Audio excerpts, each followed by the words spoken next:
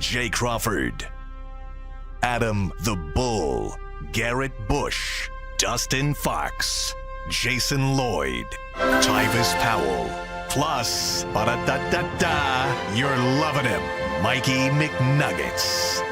And so many big names, it would take me hours to say all of their names. The ultimate Cleveland sports show starts now. Booyah! Hey, welcome everybody to a post-Thanksgiving Friday edition of the Ultimate Cleveland Sports Show, along with G. Bush and Jason Lloyd. I'm Adam the Bull. We got Mike and Steve on the other side of the glass. Earl is around, and he'll be getting Zac Jackson in studio with us. Zac sounding, his voice is a mess, but he's still doing his job. He's coming through. He's playing hurt. Us. Yeah, playing hurt. And so he'll join us in a little bit. Obviously, lot to get to football-wise. Everybody have a nice Thanksgiving? Beautiful, man. Beautiful, man. Peoples came into town. Yeah. It snowed a little bit, but, it was great. It was great. Jason? I was out at 9 o'clock last night with a can of starter fluid, almost said lighter fluid, starter fluid, trying to get the snowblower started. Okay. Unsuccessful. Man. Had a lot of snow, yeah. I think it'll be gone Sunday, but I had it plowed anyway. Really? Why? It's not going to get that. It's going to be that. It's going to be above freezing enough to. Yeah. It'll be like 39. I think it's going to be a miserable day at the game. Oh yeah. From the sounds. It's certainly. Well, I'm a little insulted, Mike. I invited Mike for Thanksgiving. He went to Jason's house instead. I would too. I'm a little hurt. He picked the right spot. Hold on. I ended up going somewhere after. I stopped by Jason's for what, an hour? Yeah, about an hour. And it was literally 5 minutes away from where I was going. Well, I'm insulted. It was on the way. Hey, I should ask you this off the air. Did you Uber? Yeah, Ubered. Okay. Because my mom left to go because she lives close to us. Yeah. And when she came back, Mike was already gone, and my mom goes, there was no car. Like, how did he fly here? How did he get here? There was no car. So he might have Ubered. Yeah. So that a lot of Ubering going on to the deep depths of the area in Avon Lake. Well, I had friends. I ended up meeting up with some friends after Jason's. Yeah. And I want to give them a shout out in a sec, but a couple of them were driving, and they were going back the same direction I was. Gotcha. So it was like, why we're going to all – so it was just easier to Uber to Jason's. Then it was a 5-minute Uber from Jason's to where I was going, and then I got a ride back. Yeah. So he left both of us for dinner. He only stopped by. You just stopped by to say hello. I literally watched the first half of the first game with Jason. Okay. Hung out with his kid. What time do you AJ's do your hair, by the way, food? his hair is absurd. AJ's hair is absurd. We ate late yesterday because my oldest works third shift, so he didn't get off till 7 a.m. Oh, okay. Yeah. So he went home and went to bed. Shout out to all the third shifters. I used to work as a night auditor at the Marriott. So I did that for a whole 2 years. That was crazy. Shout out to all third shifters. In this business, especially in the radio business for as long as I was, I mean, I've worked many Thanksgivings and Christmases and New Year's Eves. That was the thing, like Aaron Andrews said the other day about if you want to work in this, because you're working when everybody else is having fun. That's the whole point. The games go on at night, on weekends and holidays. And nobody feels sorry for her, nor any of else, nor should they. But it was a valid point she was making, and a lot of people said, "Shut up, you make a lot of money." It's like, no. But they're still humans, and they're still away from their families, and it still sucks. That's all she was saying. It sucks. I started working at the Fan like in since day one, which was at 2011. 2011. So I worked every single Saturday. Yeah.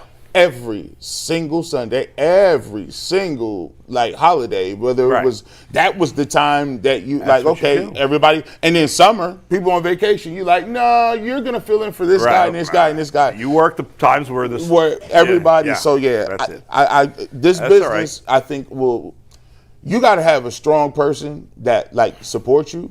Because I think me just wanting to do that so bad was the decay of at least 2.5 of one of my relationships. Oh, yeah, sure. I'm blaming that on 2 engagements. I didn't have 4. The rest of them might have been me, but I'm going to put. I kind of liked working when I was in New York. I obviously worked a lot of holidays because I was a part-timer, and I liked working those days because I felt like a lot of people were listening, even though it was a holiday, because there wasn't. And you got the opportunity. And it was a great opportunity to be on during the day in New York. Yeah. And it was also, on holidays, more now than there used to be, but certainly when I was first coming up, on the holidays, there wouldn't be a lot of original programming on the radio, on TV at all. Now there's more, but still, so like there's not a lot of options if you want to, do something live. So anyway, we had a bunch of friends come over, 2 different families. We had a nice time, and it was a great day. A lot of snow, a lot of food, a lot of leftovers. Go ahead, Mike. No, I just wanted to chime in on something G said and you guys said. Your first reps in TV when you're not the main sports guy come when the sports guys get off. And that happened. My first time ever on TV was Thanksgiving and Thanksgiving Eve. Yeah. And then Christmas and Christmas. I didn't spend a holiday with my family for like 3 years. Yeah. And in hindsight, those are like the most important reps I've ever gotten in my entire life. I'm incredibly, it sucks missing family or missing holidays with family, but at the same time, if you want to progress in the industry, like those are the chances you get to show what you can do. And I've met some really cool people over the years and been taken in. Bull, I had Christmas or Thanksgiving with you. I've been to Jason's. Earl invited me out. Over the years, like different families have kind of taken me in because I don't go home for a lot of holidays. And it grows your network and it shows you there's some really, really good people out there. And I want to shout out Jim and Connie yesterday who took a bunch of us in yesterday. It was an awesome Thanksgiving. This is Jim, by the way. He watches the show, so shout out to Jim. He's like 6'8". Dang, he's huge. Jeez. I'm standing on a chair because I don't want to somebody you play basketball with?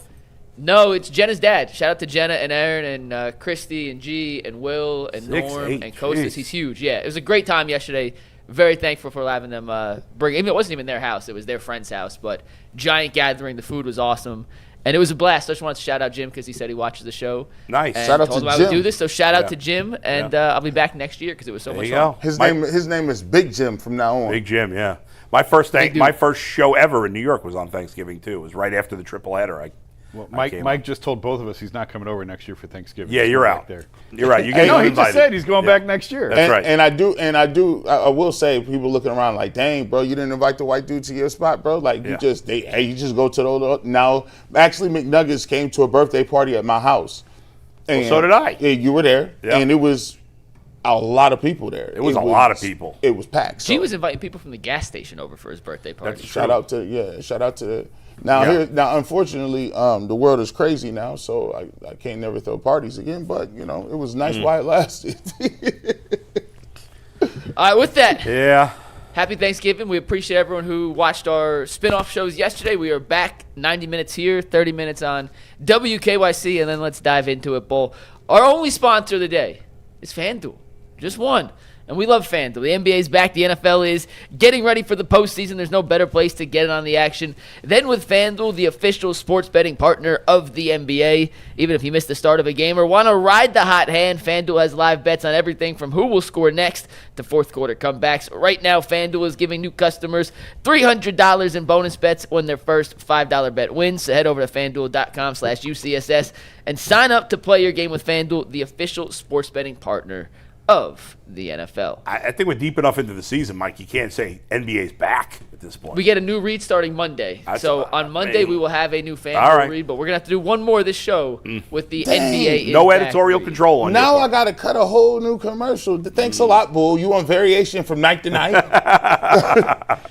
Guys, we go back to Shedeur Sanders making his second start, his first home start against the 49ers this weekend. And I went back and I was looking at Dylan Gabriel's first 2 starts. His best start of that 5.5 game tenure was against Minnesota. And then that second start against Pittsburgh, where we had our live post-game show at Sweet Pork Wilson's, was less than stellar. That was the 50-plus pass attempt for 220 yards. Right. Gee, how much does film and a team having film on a quarterback make an impact between their first start and their second start? We'll get to the weather and that stuff in a sec, but just big picture, how much does a week of film and maybe knowing a little bit more of a young quarterback's tendencies help a defense prepare and the young quarterback know where he needs to improve from that first to second start? A ton. It's everything, man. It's everything. Like, I think people don't understand how, you could play a team and you can do well against that team and it can show up and you can look great.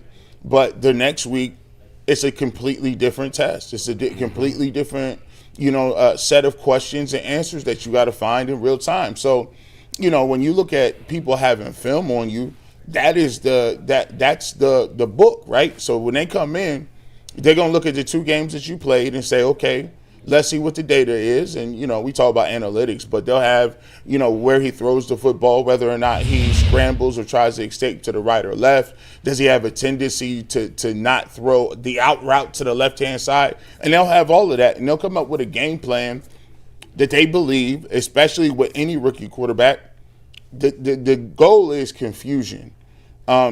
One of the reasons why Joe Flacco and some of these other guys and coaches like veterans is because veterans have already seen pretty much everything that you can see in the game, right? Everything under the sun. So if they they're not going to play based on being confused. They're going to play based on whether or not they made the throw or they accurately got the ball there or they have the skill sets to do it. But with young guys, they ain't seen everything. Like, they haven't seen a cover 3 look, but we gonna invert the cover 3 backside and man it up and run match coverage. They haven't seen that. So their clock is gonna be slower. It's gonna take them a little bit longer to recognize and what to do. And, you're gonna get fooled sometimes. It's like you got fooled on the interception against the Raiders. So, that's part of the game, and that's part of, the maturation and trying to figure out, to be successful. But week to week is always different, and you're going to have some guys that got the tape on you, and you just got to figure it out in real time. Jason? Eventually, they're going to have to let him play quarterback, because it really hasn't happened yet. I mean, when the restraints that they've put on him in the game in Vegas, it was a lot of this, and it was a lot of this, and he had the great scramble and the great throw to Bond, but he sort of created that on his own. This week, I don't think this week's going to be any different. It's going to be 20, 30-mile-an-hour winds, and it's going to be raining. Like, this is going to be Miami all over again. If the weather is what we think it is. Now, Miami, the weather didn't wind up being as bad as we thought it was going to be. But if it's high winds and rain, they're not going to put the ball in danger, and they're not going to put him in jeopardy of making mistakes. But eventually, this has to get to the point where he can go to the line and he can make the checks, and they trust him enough to get them into the right plays, into the right coverages, and all that stuff. They are not at that point yet. I just watched the game. Just watch the film from the last 6 quarters. I don't know that necessarily this is the game that'll happen, but eventually we have to get there. Well, in fact, somebody, I don't remember who, I can't remember now if it was Sean King or, I can't remember who said this earlier in the week, but they said, basically, just let him loose. Like, give him, open up, again, maybe it doesn't happen this week because of the weather, but the Browns need to know, no matter how you feel about the situation, and I've decided, sidebar, that getting angry, like, obviously, discussing Shedeur Sanders right now is just a ridiculous thing. It's like discussing politics, unfortunately, because there's a good percentage of people that have picked a side and they won't be moved off their side, and you can't say anything even neutral because otherwise you're an idiot. So I think often in the media we get mad at and frustrated by that situation, and I think it's pointless. And most of it's on social media, which is not real life anyway. I'm sidebarring off that to just say, like, I don't even know where the hell I'm going with this. The point is, like, these arguments are stupid. Okay, when the reality is neither one extreme nor the other in most cases, and with Shedeur Sanders. You were saying, Sean, just cut him loose and let him play. Just cut him loose, because the Browns need to find out. I totally agree with that. By the end of this season, totally agree. Do you move forward with Shedeur Sanders? Yeah. And that doesn't mean he has to be perfect between now and then, but they need to know, have we seen enough that we can move forward with him? Because in a perfect world, if you can move forward with him, well, then you have 4 top 40 picks next year, right? Or top, whatever that third, that wherever they end up, around top 40. If you don't have to draft a quarterback, that's a huge thing. Now, it's easy to say, well, they're going to do it no matter what. And that may be so. However, if they end up winning some games and end up with 5, even 6 wins, I don't think 6 is likely, but let's say they win 5 games. Well, they're not picking, there's going to be 2 quarterbacks going before they draft. Yeah. So the Raiders are going to have a worse record. Most likely, they need a quarterback. The Jets are going to have a worse record.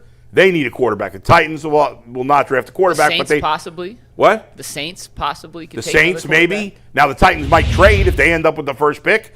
But then if you're the Browns, let's say you're trading up for, well, now you're using multiple first-round picks. So either way, like, the perfect scenario is that Shedeur Sanders is the answer.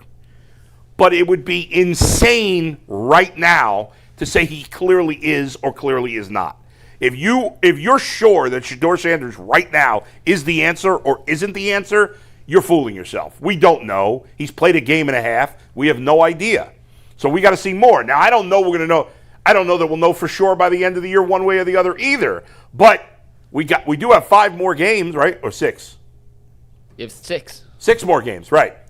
We have 6 more games. We can get a much better idea after 6 more games if he's able to play the rest of the season, which hopefully he will. So that's what we need to know. I had a question real quick, and something you said.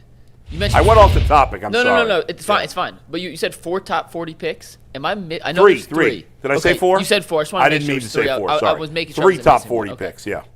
So, Bull, let me ask you this then.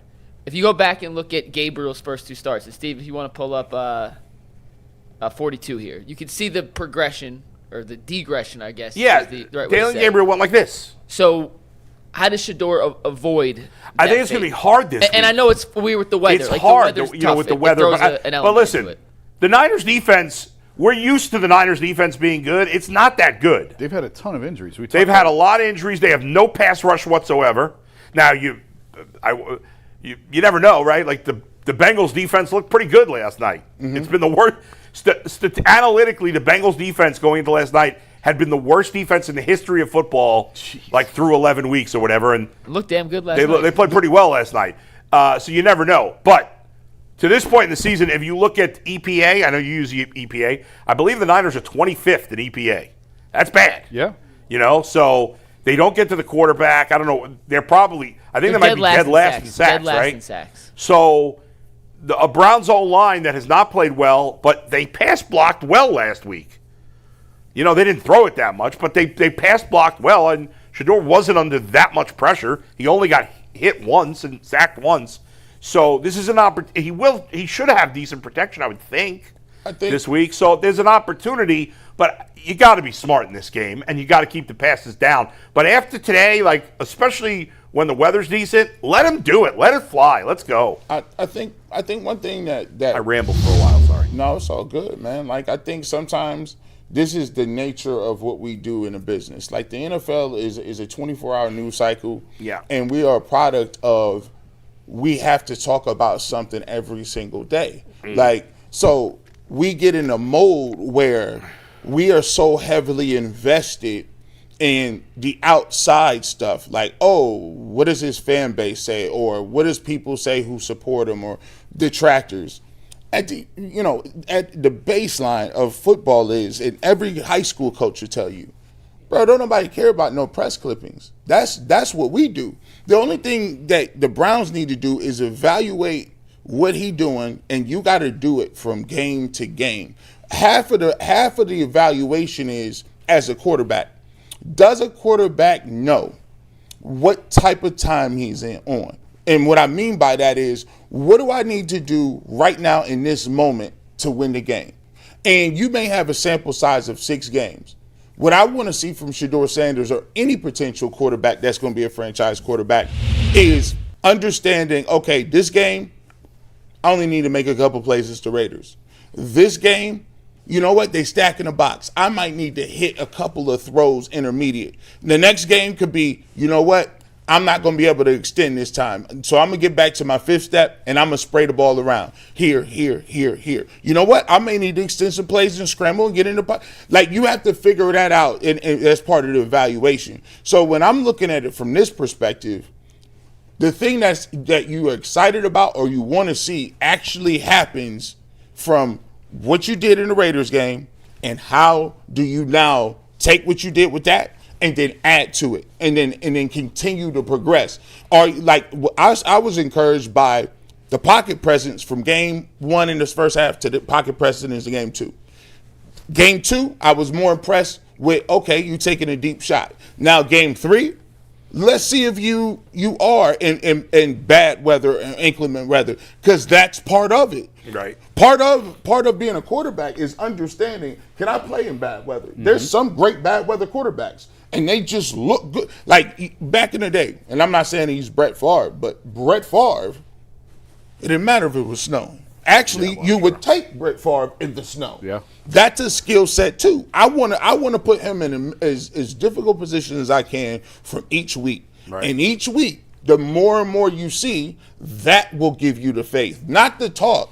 The faith comes with seeing it and doing it, and then you say, oh, I like what he did against the 49ers. Yeah. Now what's up with the Titans? That's how you'll feel comfortable. And at the end of the year, I think if he does have a long enough runway, I think you do know if he's good enough to invest in or not. A little sidebar here for a minute. Obviously over the week, I don't know who. Jeff Shedeur asked. I don't know when it was. I guess it was Tuesday or what? No, it could have been Tuesday, Wednesday. Right. Jeff Shedeur asked Shedeur Sanders about the Stefanski thing, because obviously fans bring up all the time. Kevin Stefanski hates Shedeur Sanders, which I know. I know you find it silly. I find it silly, but whatever. Jeff asked him the question. A lot of people were killing Jeff for asking that question as if it wasn't a legitimate question. I thought it was a fair question. I thought it was a fair question too. What do you guys think? Well, I think from his standpoint, I would look at it to be like, what do you like? There's this thing where if Tom Brady, right? Tom Brady got Tom Brady fans. Nobody would ask Tom Brady, like, hey, your fans don't like Bill Belichick. But nobody was saying that, though. Like, the question he asked was, what do you say about the people who say that he doesn't like you, or Kevin Stefanski doesn't like you? And he's like, but that it's not just fans. Gee, there are media members saying that too. So, but my question, he answered, what does that have to do with him? He don't control that. So you thought it was an unfair question? Look, if I'm talking to Shedeur Sanders and after the game, I want to talk about the 49ers, or during the week, I want to talk about the 49ers. I that question to me, what does that serve? Well, it's a talking point that a lot of people are talking about. Yeah. I think it's absurd and ridiculous and stupid. And you think it was not an appropriate question? No, I think the idea is absurd, ridiculous. I agree, but do you think the question was appropriate? I would not have necessarily asked it that way, but that doesn't mean. How would you have asked it? What's your relationship like with Kevin? There it is. Now, if you want to ask that question, cool. Yeah. What have you felt about the way your relationship you've been handled since you got here? Something along those lines. Do you think? But there's also I've also asked. That was a direct question, and that's not necessarily a bad thing. Yeah, it's in that instance, I would not have asked it that way. But that doesn't. I'm not the judge and jury of report questions. You can ask however you want. He's a reporter. He has it's freedom of the press. He can ask what he wants. I actually thought it was a completely legitimate question. I had no problem with him asking that question. The fact that we now are asking that is considered a fair question, and that people are asking Kevin about game balls like this is Little League. Right. This is absurd. Well, where this has gotten. Here's the thing.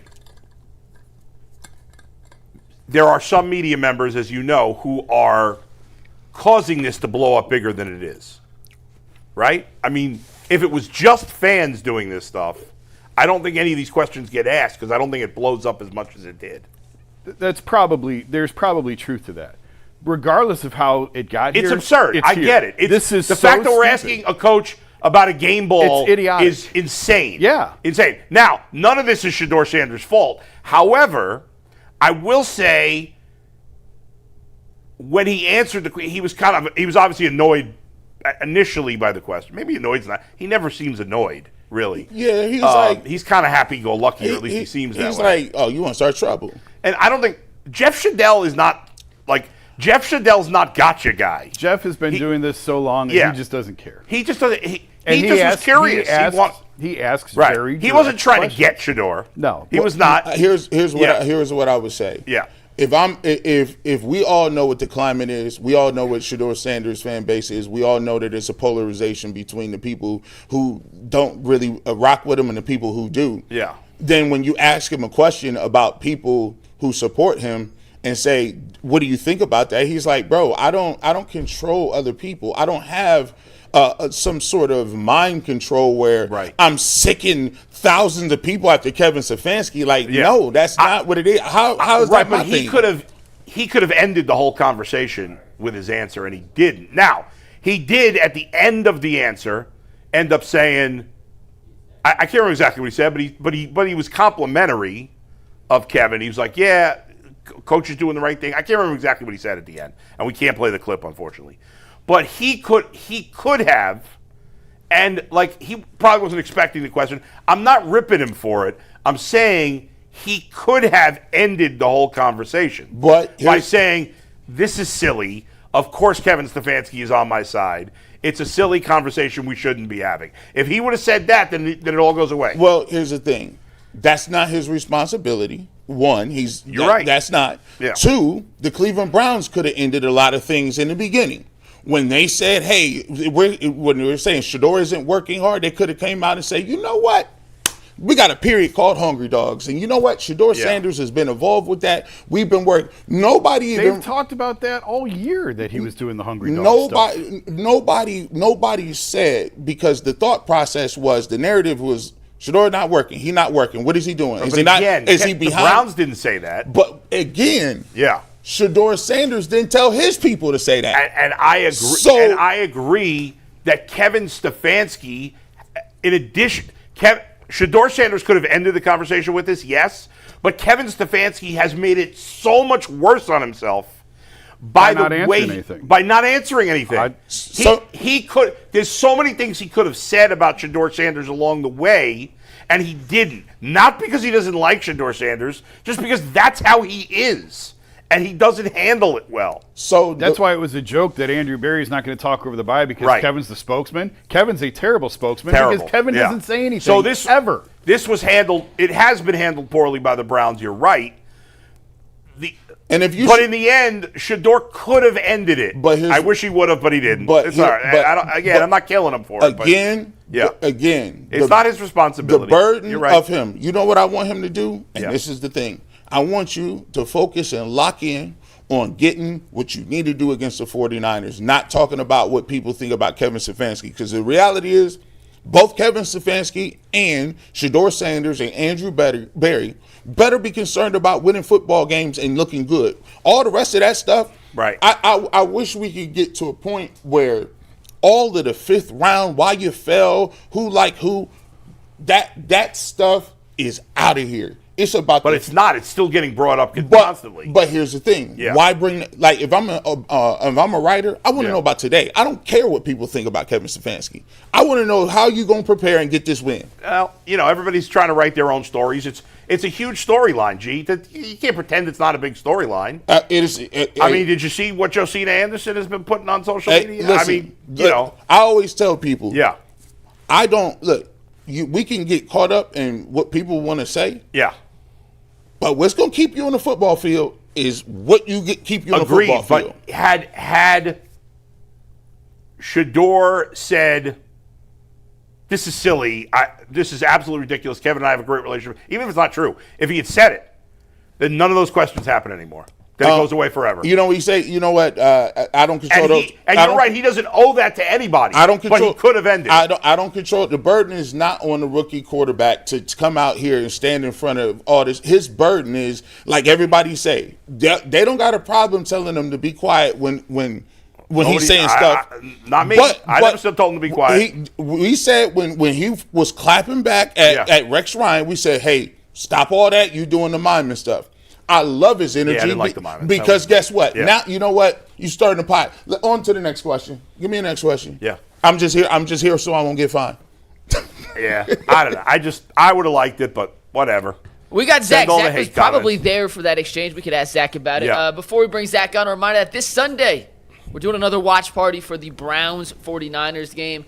The game starts at 1. We will be streaming from 1 till the end of the game and a little after with a little post-game reaction.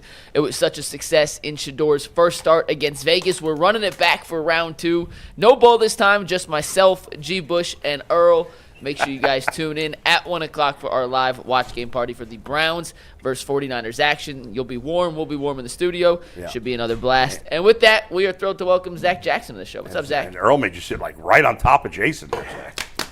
Spent way too much time with Jason in the last 6 months. I mean, you can't put your hands on your thighs like that, Jason. That was wild work. Like Zach, it was clapping. It was. Yeah, go ahead. Zach's got a messed up voice. What's going on? Sound a little like RFK Jr. this morning. I got Shedeur fever. What did you think? What did you think of?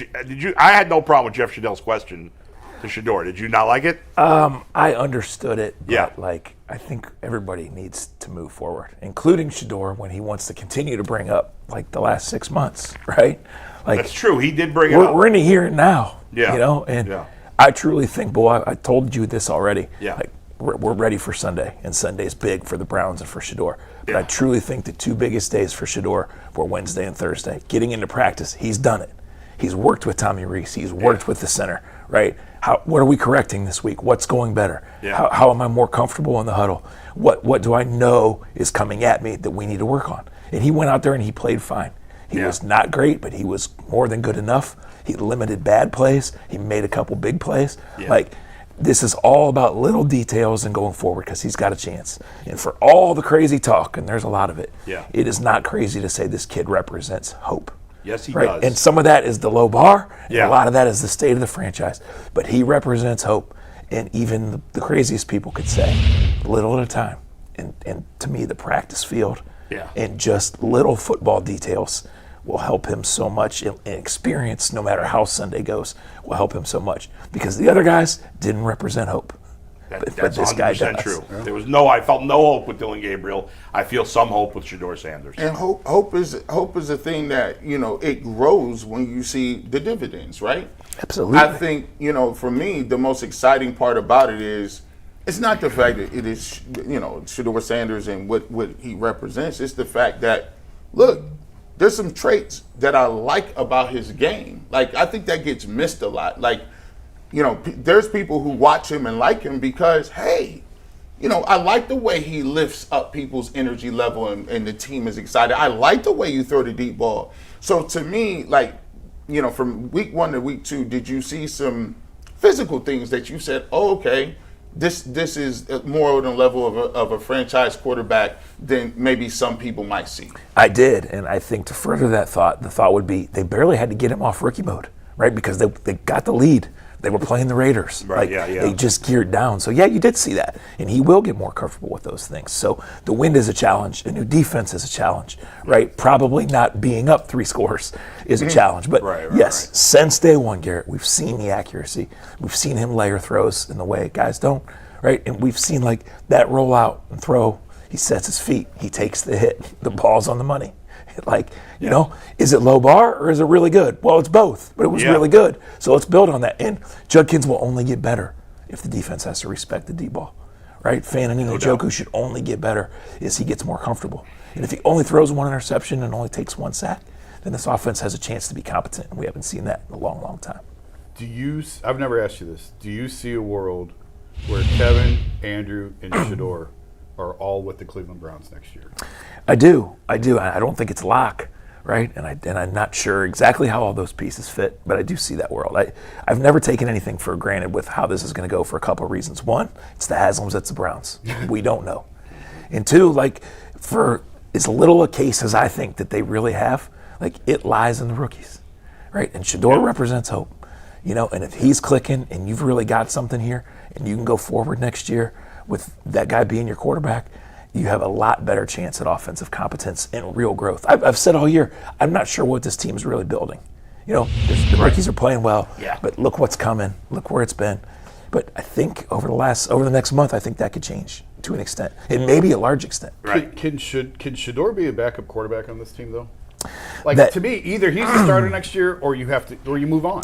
You can't do this every year. It's a logical thought, but until you have that clear-cut answer and until you know where you are as a team, and we don't know that about next year's team in many fronts, then I think he can be. You know, and it clearly bothered him, and of course it did. He's never been a backup. 4-year starter in high school, a Sanders, 4-year starter in college, out front thinking he was going to be a top 10 pick. All of this, and then comes in and he's 4th string. Like, the conversation goes on. Kevin Stefanski should have said months ago, Shedeur Sanders is our red shirt quarterback, right? Stefanski has handled this whole Shedeur situation terribly, which has led to all this nonsense. He is a good deal to blame for the craziness because of how he handled it. Yeah, there was always going to be craziness. Yes. But the Browns signed up for this when they drafted him. And the Browns went through a 4-month process and said Dylan Gabriel's our guy. And that lasted for 12 hours before they added this to the mix. So it's been complete madness since April 26th. I agree. Yeah. So, like, come out and show development and be competent. That's already beating the odds. But how does it fit? How do they all fit? We don't know that. We don't know where they're going to be drafted. We don't know how he's going to play. We don't know how many offensive linemen are coming back. We don't know what they can realistically do to upgrade this receiving core. All those things will help. Jason, it's a logical thought, but we really don't know, and I think he can be, because I truly think he's a developmental quarterback, and he's worth developing. If you look at it, so the relationship aspect with Kevin Stefanski and Shedeur Sanders, does it have the ability to grow? Because the reason I'm asking that question is because it's a funny thing about winning, right? It's a funny thing about once you get into a system and then now you're the starting quarterback and now you're interacting more with the head coach, more with Tommy Rees. And is there an opportunity where, it does click and you say, okay, well, I wasn't getting reps before, but now I can see kind of some of the things that we see eye to eye on. Is there an opportunity through success for that to be a relationship that can be something moving forward that's positive? Absolutely. First of all, it's in the best interest of both. Secondly, just organic chemistry, right? Growth, little details, talk about that. And thirdly, Kevin will never say this, but he has to wear it's failed. DTR, Baker Mayfield, Deshaun Watson, right? What's it worked for 4 weeks with Joe Flacco? Yeah. Kevin has to wear all that. So if he sees little things in Shedeur, if he truly likes Shedeur's personality and ability and thinks that there's growth there, then yes, that can take off, and those two can come out together. Will it happen? I don't know. Yeah. Is it a straight line? It never is with this franchise, right? But absolutely that can happen. Yeah. Funny enough, Shedeur's personality in a way probably is more closely aligned with Baker Mayfield than any other quarterback the Browns have had, in a way, because Baker, like Shedeur, is cocky. And I don't say cocky. Some people get offended when you say, I'm cocky. I think I'm the best sports broadcaster in America, and nobody can tell me otherwise. I think Shedeur's like that, and Baker's like that. I think you have to be that way to make it at this level. But Baker and Shedeur are both a little more vocal about it. Where all these other Browns quarterbacks, they're not like that. I mean, most of them weren't any good, but like Joe Flacco is not.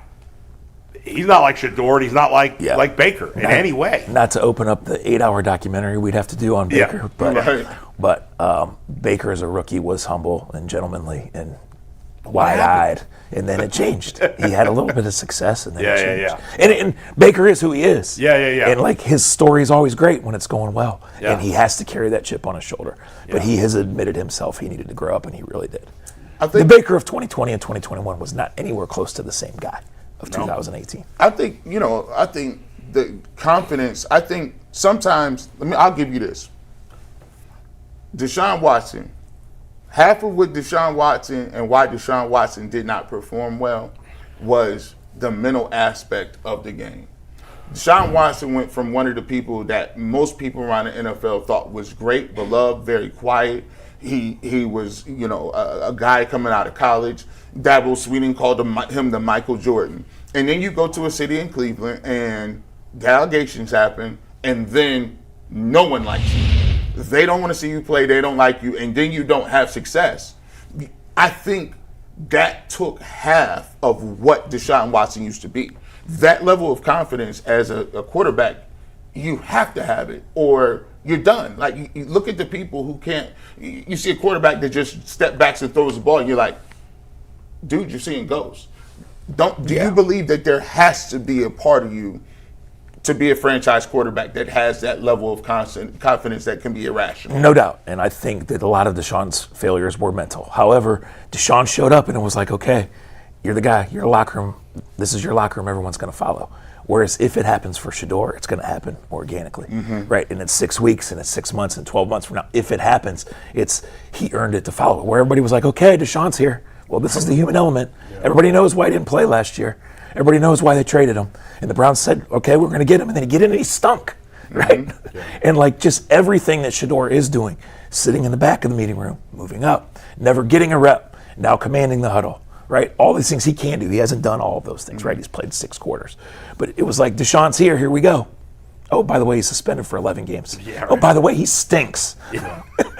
Right, and the bottom line, too, if Deshaun had played great, 90% of the fans that don't like him would come around. You wouldn't care. If a guy plays great, you don't care. Most fans don't care. I hate that it is this, but every Browns judgment is through the lens of this Watson failure, right? Yes, right. And now you have people saying he's going to be on the team next year.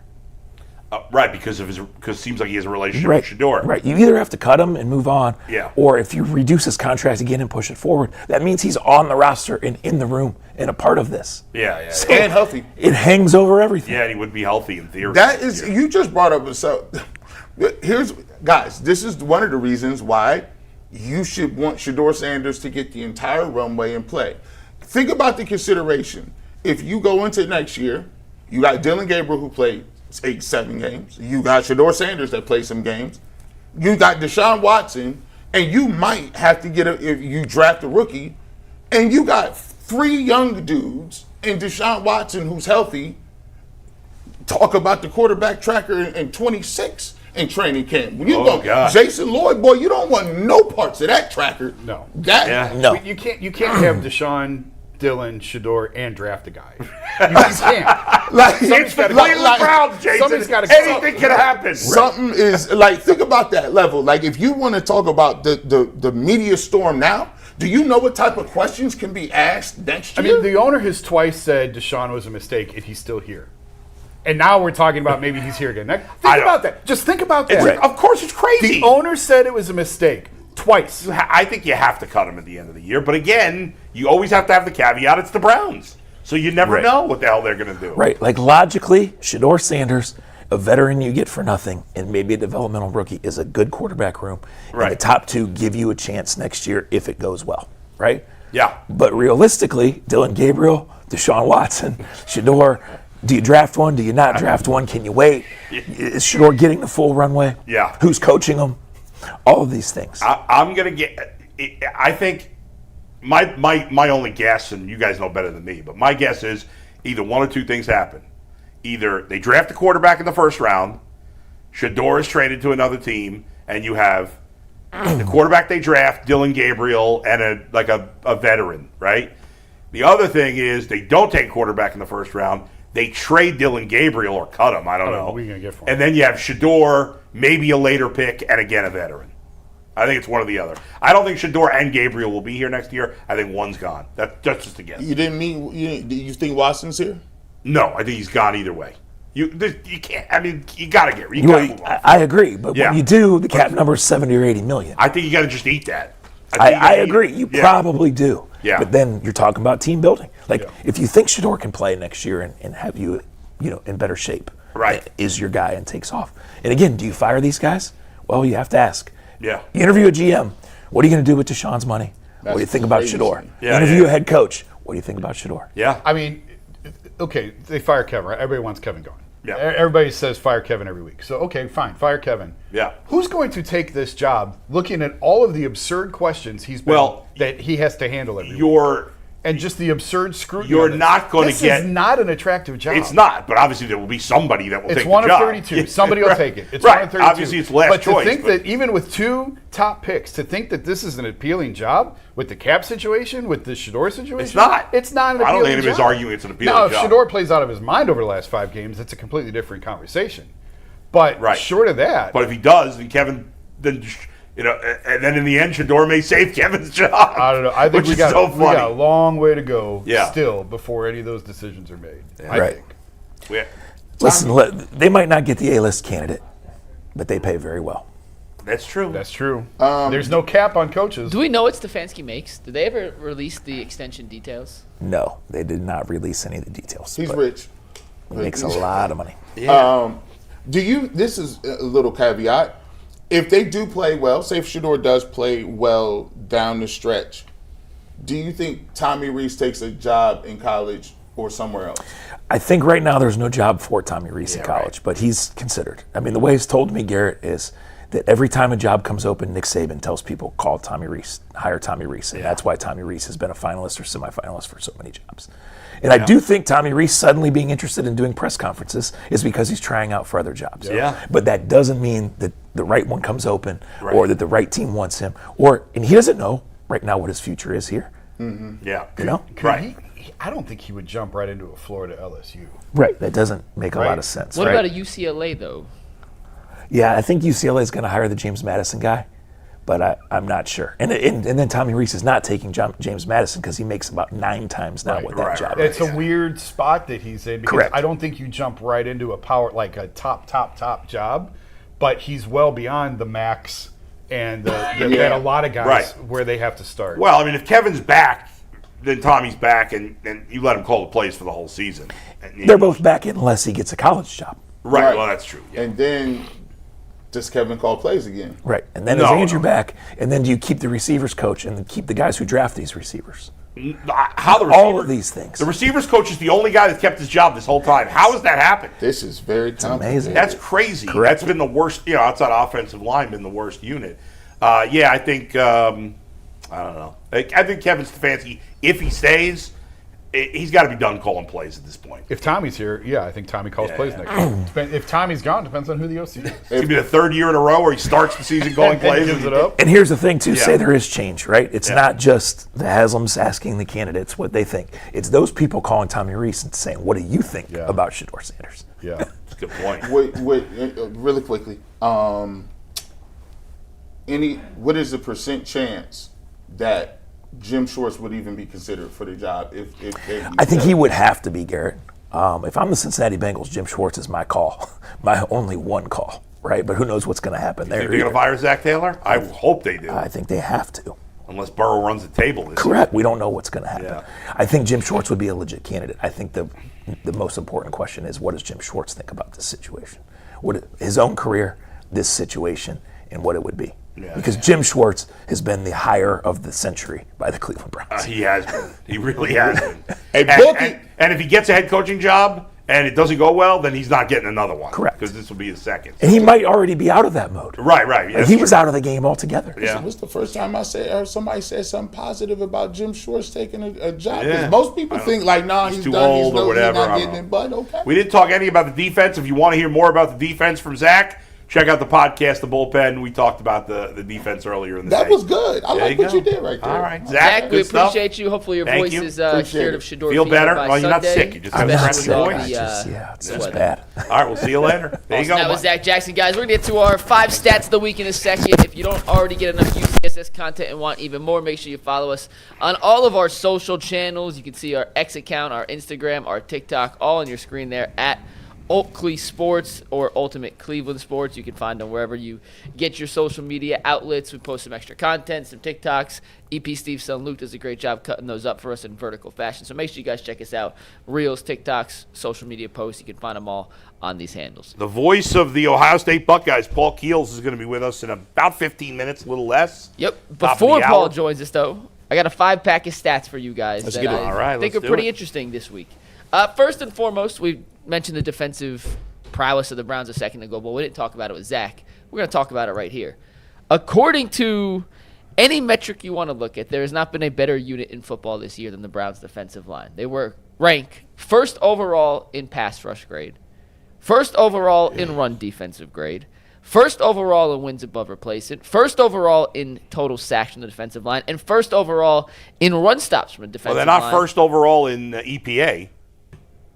From a defensive line standpoint? Oh, I'm sorry. This is not the Browns' defense. This is just the defensive Yeah, line. the Browns are third in EPA, which is still excellent. They're still great. but- These are just third. the defensive line stats. The 4 guys in and out. They I have didn't been even know the there best was unit. war for football. I didn't know there was either. That Shout was out one to of the- PFF. Yeah. It's a new stat that they started last year. It's basically. I thought that was only a football. baseball I'd stat. never heard of that Yeah, in football. never. And I've never seen it broken down by position. Yeah, that is weird. So is PFF, that for the year or last week? That's for the No, year? for the entire season. 2025 season, I mean, they have been their the number defensive one line unit. is really good. You know, I want to give in a minute here. I want to give a big shout out to Mason Graham Yeah, he's been awesome. because we were negative about them drafting Mason Graham.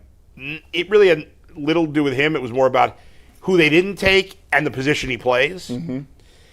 And I have been quite snarky about Mason Graham, especially after the draft and early in the season. And this guy, all he has done is get better. That's what you want. We talk about this all the time, G. You want your rookies to get better. Mm-hmm. And we're so used to the Browns drafting players that just suck. And we've talked so much about Shedeur. We've talked so much about Swessinger. We've talked so much about Fannin. We've talked so much about Judkins. But we haven't really talked much about Mason Graham. We did a little this week but this guy didn't pay attention to the idiots like us who didn't want him. And we're like, he doesn't look the part. Blah, blah, blah. You know what? All this guy does is get better each week. He makes plays. You're not going to make a million splash plays generally as a defensive tackle. I certainly think it helps the two guys on either side of him are great players. One's maybe the greatest player ever, and they have helped school him up. But it's clear, and obviously you would know this well as a defensive lineman, that he is soaking up everything they have to teach. Yeah, he's done a really good job.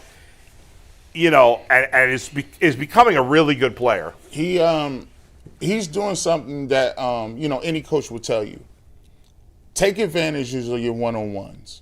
Right. And I think Jim Schwartz did a good job of identifying some of the pieces that go in his defense. If you look at what they've done, they had Shelby Harris, Dalvin Tomlinson, some of those guys up front, and those are plotting guys, not really quick twitch guys that get upfield, traditional nose tackles. And, they got Mason Graham, and it took him a little bit of time to adjust to the way Jim Schwartz wants to play. And a lot of times for defensive linemen, it takes a little bit of time for the game to slow down. And it helps a lot that Myles Garrett gets so much attention, and it helps the fact that Malik Collins is another defensive lineman that's a veteran. All he got to do is concentrate on winning his one-on-one and playing hard. Yeah. And I love the fact that he's been durable. Love the fact that he didn't listen to a lot of different things. Yeah, I told you I was one of the most vocal. I say they better not take no defensive tackle. Yeah, right. They done lost your mind. And guess what?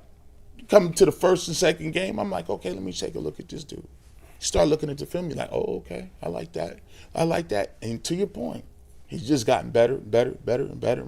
And now it's to a point where you got to pay attention to him. Like, he's making plays. Yeah. And he's not depending, Jason, on Myles Garrett making plays. So it's one of those things where you got to give Andrew Berry a little bit of credit because that pick was going to be pivotal. If Travis Hunter was Travis Hunter and Mason Graham didn't do anything this year or was that had the potential to blow that could have that was out of here. I love the trade because of what they got for it, even without the pick. I didn't love taking a defensive tackle there. I totally agree. Yeah.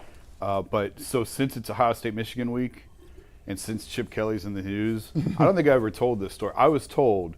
Remember how Ohio State just ran into the middle against Michigan? Right. Like Mason Graham basically won that game for Michigan last year. Yep. I was told Mason Graham wanted to go to UCLA. Chip Kelly was the coach at UCLA. Chip didn't want him. So that was almost like an ego of Chip Kelly trying to run it right at Mason, and Mason won. Yeah. What an idiot. I mean, I'm just telling you what I was told. If that's true, he's an idiot. There was a little bit in there of trying to prove of how good Mason Graham is. Ohio State ran right at him, and Mason Graham won that day. It did not work out. And by the way, last thing, sorry, Mike, Malik Collins, is he the best free agent signing by Andrew Berry? Yes. And, Tyvis called it.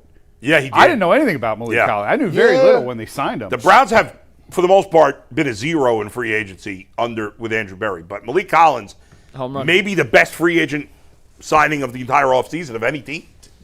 Devin Bush is playing the best football of his life. He is. He has never played like this. And he's a former first-round pick. He has never played at this level in Pittsburgh or Seattle anywhere. That's true. But Malik Collins has a chance for double-digit sacks as a defensive He's going to be a Pro Bowler. That doesn't happen a lot. Go ahead, Mike. We got Paul Keels in the queue, so we got four more. All right, we'll get back to it after. No. We're going to get through we don't have to spend 6 minutes on each one or we'll never get Yeah, okay. So we just talked about how good the Browns' defensive line is.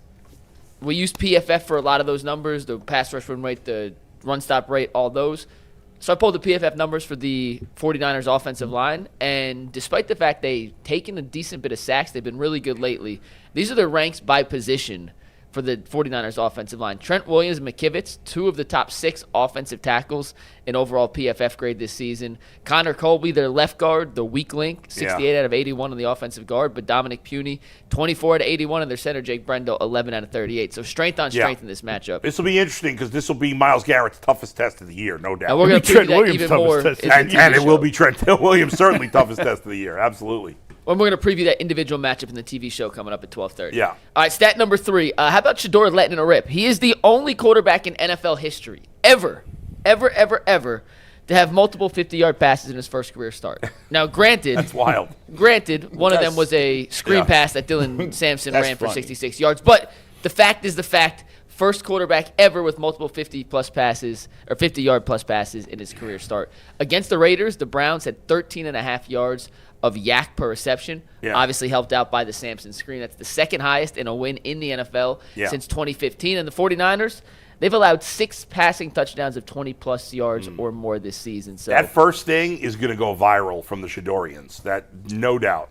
Oh, listen. You can take it, They got a photographic memory. Oh, yeah. They remember every single throw from Colorado, That's all right. of them. And when McNuggets see this is the problem, Yeah. you perpetuating the cycle. Yeah, you They're are. going to remember that. He's the only person in the NFL. Ever. Tom Brady, Ever. Dan No. Marino, No. Steve Young, No. Joe Montana. No. No, go ahead. never done it. All right, speaking of Sanders, since 2000, 43 quarterbacks drafted in rounds 5, 6, or 7 have started a game. I'm going to show you a chart, so you have to look at the screen here. It gives you a side-by-side. This is from Ben 2000 or Solak. 2020? Since Since 2000. It's not 2020. That's supposed to say since 2000. Okay. So in 25 years, 43 quarterbacks drafted in rounds 5 or later have started a game. This is directly from ESPN. You can see it on the screen here. It's a little tough to see. The left half of the screen is the average of the 42 other quarterbacks not named Shedeur. On the right, that is Shedeur and what he did. So you can see the side-by-side comparison. I thought it was worth at least pulling up here. But Shedeur had 21 dropbacks. The average was close to 34. Yards per dropback, the average for the 42 quarterbacks, 5.19. Shedeur up at 9.81. The turnover to touchdown ratio, sub 1 for the 42 average. Shedeur had a 1. He had a lower sack rate. His completion rate was a little lower. His off-target rate was pretty significantly higher than the average of the 42. The average of the 42, 19.8. Shedeur was at 27.8. His drop-back success rate significantly lower.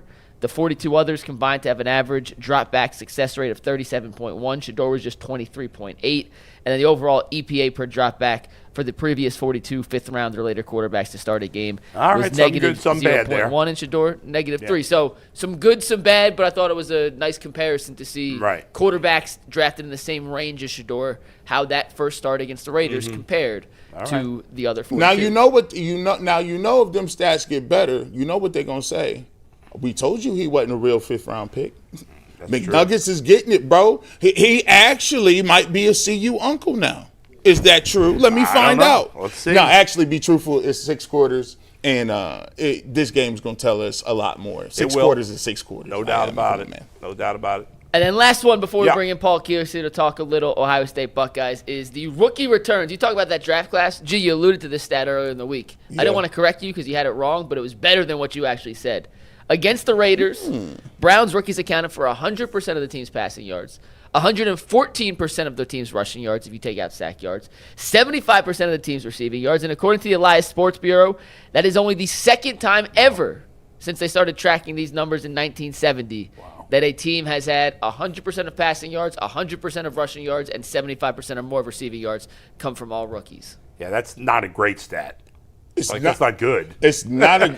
I didn't say it was good. I just said it was a cool stat. I mean, the first one's fine. It's it's a rookie starter, but now listen. If they start to have success, if the win-loss total from those rookies starts to climb up, if you not an Andrew Berry believer, you start to be like, well, this draft class is kind of epic. Yeah, I mean, it's complimentary of the current rookies, but it's a huge red flag for the rest of what he's done leading up to this. You don't want to live and die in that area. All right, let's bring in Paul Keels. Yeah, we'll bring in Paul Keels. Just want everyone to remember, Shedeur, only quarterback ever, 250-plus yard touchdown passes in his first start. So remember that. All right, guys, we're going to bring in Paul Keels after a word from FanDuel. FanDuel is the proud sponsor of the Ultimate Cleveland Sports Show today, and there's no better place to get it on the action than with FanDuel, the official sports betting partner of the NBA and the NFL. You can bet on anything you want on FanDuel, from college football to professional to hockey, basketball, you name it. FanDuel's got it. And right now, FanDuel is giving new customers $300 in bonus bets when their first $5 bet wins. So head over to FanDuel.com/UCSS to sign up and play your game with FanDuel, the official sports betting partner of the NBA. Somewhere there's got to be a statistic of what play-by-play man has the best winning percentage calling games. Because Paul Keels has got to be up near the top, right?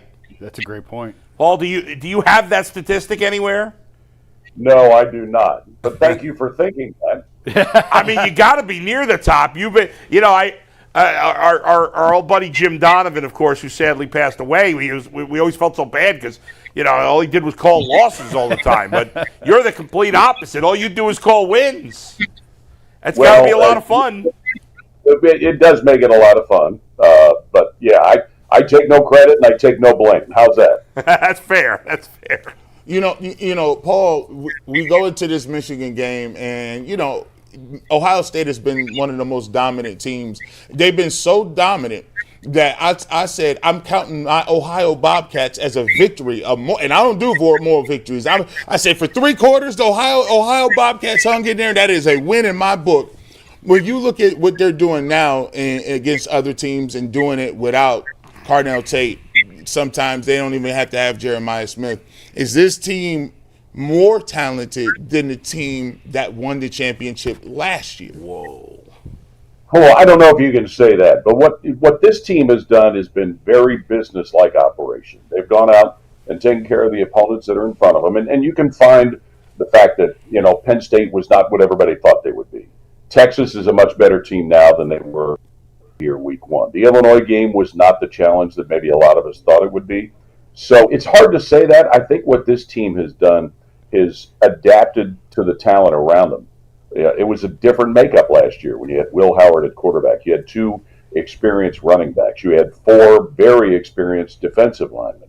What they've done this year is been able to mold everybody together, especially with a young running back group for the most part. 4 new starters on the defensive line who played a lot as backups in the previous year. So they've been able to go about it differently than they did last year. Paul, how has this Michigan rivalry changed Ryan over the years? And I don't know how much time you've been able to spend with him this week. Have you noticed anything different about him this week as opposed to years past of Michigan week? What he's done this week, and I get a chance to be around him for some of the interviews we do, and we did our coaching show Wednesday with him. He's been very much the same, and there was kind of a concerted effort to keep this week the same as the rest of the weeks during the course of the season. In past years, not only just Ryan, but other coaches have changed things Michigan week with some of the different elements that are involved in this. He's gone out of his way for the most part to keep it the same. He's been very routine. He's been very consistent. He hasn't, at least from my standpoint, I haven't noticed him seeming tense or uptight. He's just been the same person that he's always been in the stuff that we do with it. Paul, of course, you've been calling Buckeye games for a long time. 2 of the guys you called games for are regular members of our show who are not here today, Dustin Fox and Tyvis Powell, who, of course, are both national champions in their time at Ohio State. How would Dustin Fox and Tyvis Powell fit in on this current Buckeyes team, do you think? On theme music, you said? No, how would they fit in? Would they be starters? Would they be backups? I don't know. Would they fit in on the current team well? Well, that's a tough question because you're talking about guys that played a lot of football during their time and made big plays in this rivalry game. I will always remember Tyvis Powell intercepting a 2-point conversion play that could have decided the game. But yeah, that's hard to say because when you look at the positions they played, safety, you've got Caleb Downs, who's the only 2-time All-American that's active right now in college football. You've got a guy like Jalen McClain, who has really come on in the last half of the season and played very, very well. And then throw in Lorenzo Styles as a nickelback, a guy that had been a wide receiver at Notre Dame, comes to Columbus and changes positions and has played at a very high level, not to mention the 100-yard kickoff return he had for a touchdown a couple of weeks ago. But it's safe to say that Tyvis and Dustin would have had some sort of a major effect on this football team. Paul, for so many years, if Ohio State loses this game, they have no chance of winning a national championship. That all has obviously changed. Do you think the playoff has changed rivalries like this one? Because for all that's at stake, there's nothing at stake. They're still going to the playoffs. So how has that playoff, do you think, changed the rivalry, if at all? I don't think it's changed it as much as it probably has others, but here's what's at stake. Winning a Big Ten championship, going to the Big Ten championship game. Ohio State's not gone to Indy since the pandemic year of 2020.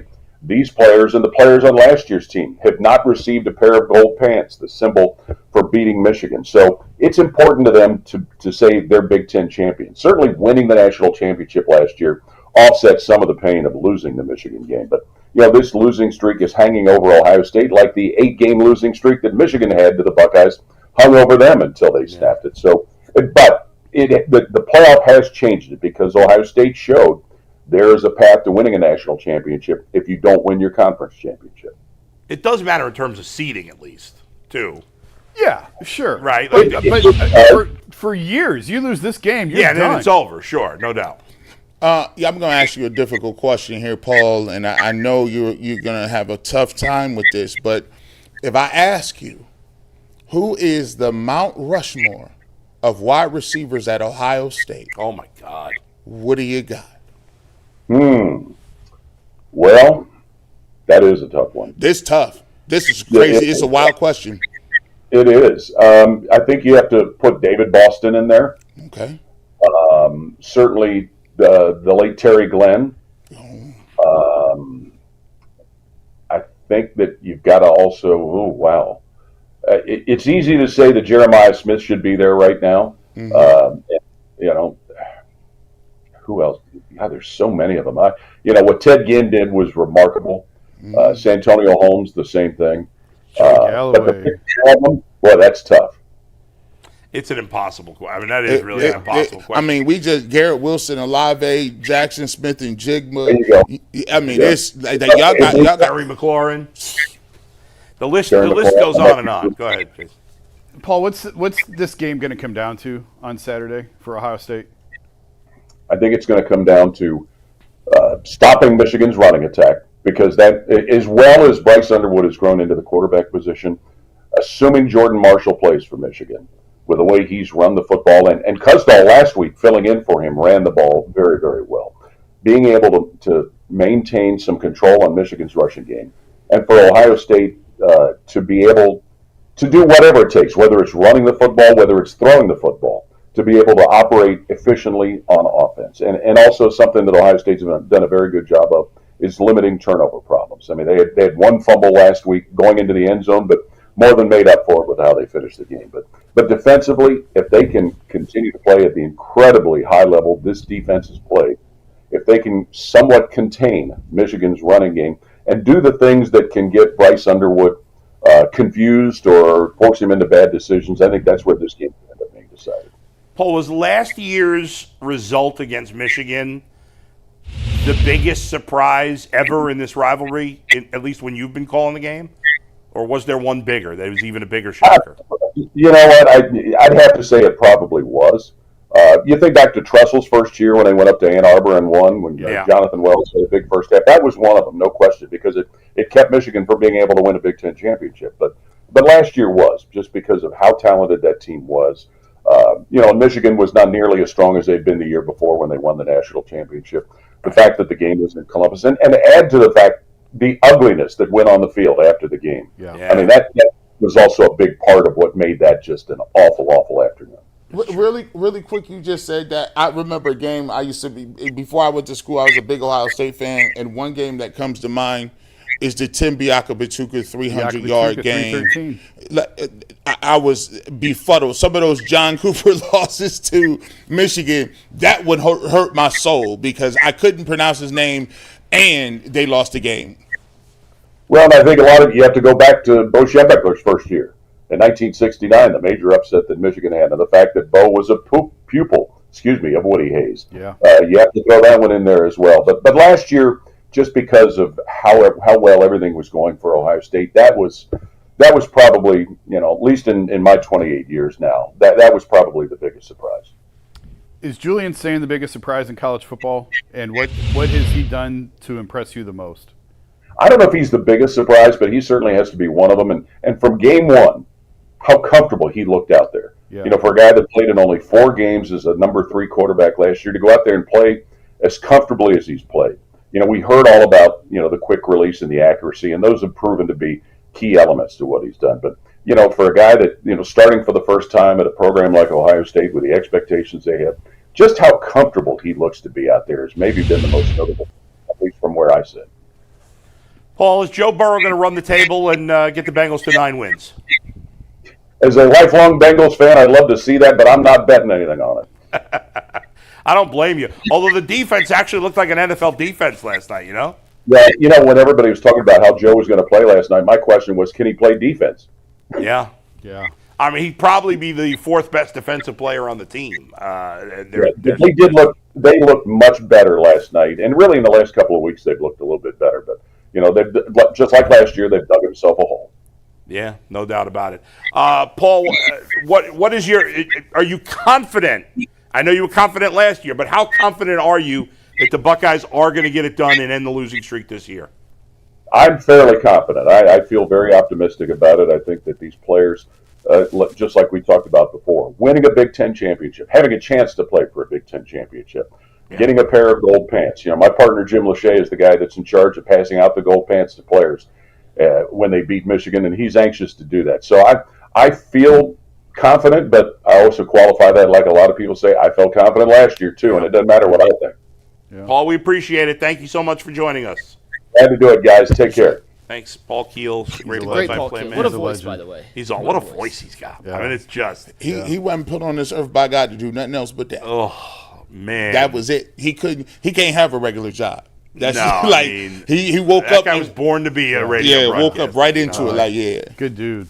I should ask him what his first year was. I don't remember what his first year was covering Ohio State. I didn't realize, maybe this was common knowledge and I just didn't know, that he was a Michigan broadcaster. I don't know if I knew that, actually. I didn't either. Yeah, I was looking at his Wikipedia page. Let me bring it up. It says... I should ask him about that. Yeah, I don't... you never know. I guess Wikipedia could be wrong. I wasn't 100% sure. But, yes, a native of Cincinnati, Keels began his broadcasting career in his hometown as a news anchor reporter for WLW Radio in 1979. The following year, he moved to Detroit to work for WJR Radio to call games for the Detroit Pistons, 80-81. Those good Pistons teams, I think. Or is that a little before they got good? That was a little before. Yeah. And then to WWJ Radio to call football and basketball for the University of Michigan from 1981 to 1987. That's interesting. Yeah, and he's been calling Buckeye games since 1998. I started covering them in 2000. I covered them from 2000 to 2000. Well, there you go. 8, 9, something like that. Yep. And then he was the Bengals preseason announcer from 2000 to 2010. I wrote a piece for The Athletic last year that the playoff is killing college football rivalries. And I still believe that. I mean, we saw a lot of flag planting last year on rivalry week, and I think Ohio State Michigan was what stemmed all the rest of them because that was the first game. That was the noon game. Yeah. And then all these other teams that when they won, they planted the flags and all that. But there's just not as much at stake. And listen, far be it from me. Dustin and Tyvis have the gold pants. They know how sacred that is and what that means.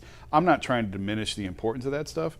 But if you can ultimately still lose your biggest rivalry game and still win a national championship, how much have you really lost? Yes, I mean, obviously for certain people, it's always going to be big. Yeah. But in the grand scheme of things, yes, it's not as big. And that's part of a shame of it because, part of the mystique of Ohio State Michigan was you could have a phenomenal season, lose your last game, and it's over. Well, I mean, you want, in baseball until 1962, it was just the World Series. Yep. That was it. Yep. Would we want to go back to that? No, I hear you. There's a fine line. I actually think, and they're going to screw it up. In my opinion, 12. The reason I like 12 is because each group of 4 within that 12 has an advantage, right? If you're 1 through 4, you get a bye, which obviously is an advantage. Wasn't an advantage last year. Oh, okay, you're right. It wasn't, but I think in the long run it will be. We'll see. And then in the second round, you get home field, right? Yeah. And then teams 5 through 8, they got to play in the first week, but they're the home team. That's obviously an advantage. The way they look at it is if once every 5 to 10 years a lower seed upsets a higher seed, it's worth it. Right. Well, there's no need to go past 12. Right. Obviously, it would be money would be the only reason, but like Actually, I don't think you do get a home. I think the Bowls start with the second round. Does it? Yeah, Because it's Ohio a home- State played Oregon. Yeah. If you get a bye, you do not get a that's home true. playoff. Yeah. Okay, so they're Yeah. right. The only advantage is the bye. I remember I think I mentioned this Yeah. long ago on the show. Andy Geiger and I went round and round when Andy was the AD at Ohio State Yeah. about he was all about holding on to the sanctity of the regular Mm-hmm. season and the regular. If we go to this is before there even really was the BCS. Right. And no, I'm sorry, the BCS was in, but it was very limited. He said if you start expanding this and go into a playoff, it'll ruin the sanctity of the regular season. Yeah.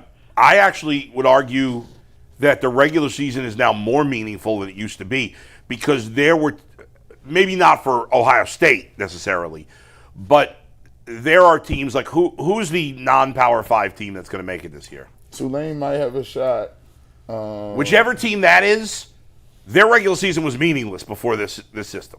Yes. Because they had no chance to win a national championship. And like whoever, like all these, there'd be, right now if it was still the BCS system, there'd be a lot of teams that would have, their seasons would be over that are not. Yes, but for a team like Ohio State, they're basically guaranteed to go to the playoffs pretty much every year. Right now, yeah. Yeah. I mean, it would be a shock. If you told me 20 years from now, I mean, I guess, who knows. But, like, right now, what we know, let's say 10 years from now, I'll be shocked if they're not in the playoffs every year. The Big Ten will get 2 teams in every year, minimum, Right. I would think. Now, who knows? Maybe in 5 years there's no longer conferences this way.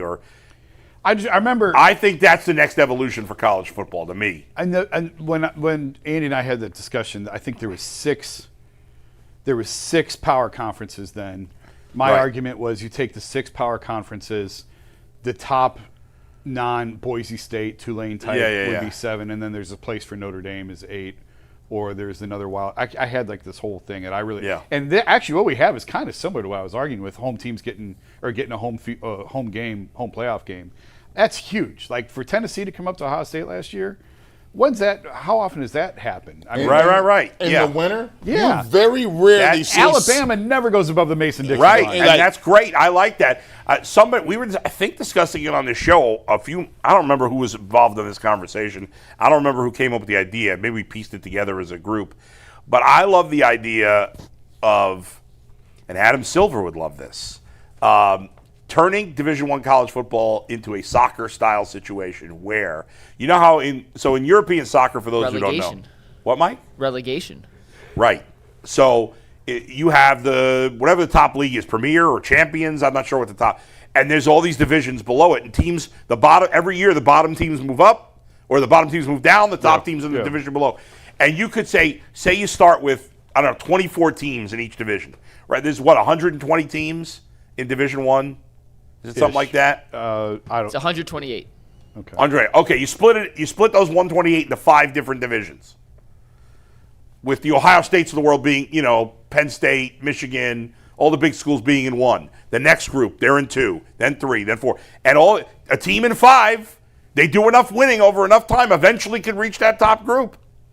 I think it kind of and if you're the worst team in the top group, you move down to Group 2, and then you got to win Group 2 to get back to Group 1. Like Boise State kind of did that for a couple of years, where they was like they beat Oklahoma. And then they kind of moved where it was like, Boise State is not Virginia Tech was like that.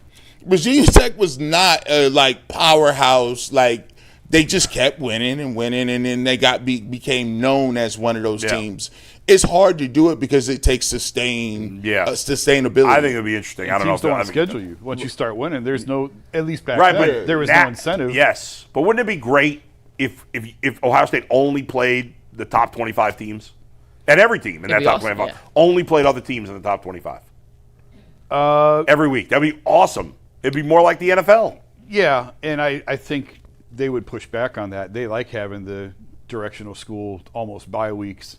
Right. Because the game is such a grind. I just remember Tressel saying, like, that Ohio State-Miami game national championship game, he said, I can't imagine. Now, here we are. This is how it is. He said, I can't imagine having to lace up and play another game 7 days after that. Guys were so broken. Yeah. That game was so physical. I think playing that style, these are still college kids. I know we don't treat them like that. Yeah, but they are still college kids. But they are making money now. So I think what you would start to kind of see is you would start to see some, like in the pros, like your quarterbacks. These are the dude, like Julian's saying, right?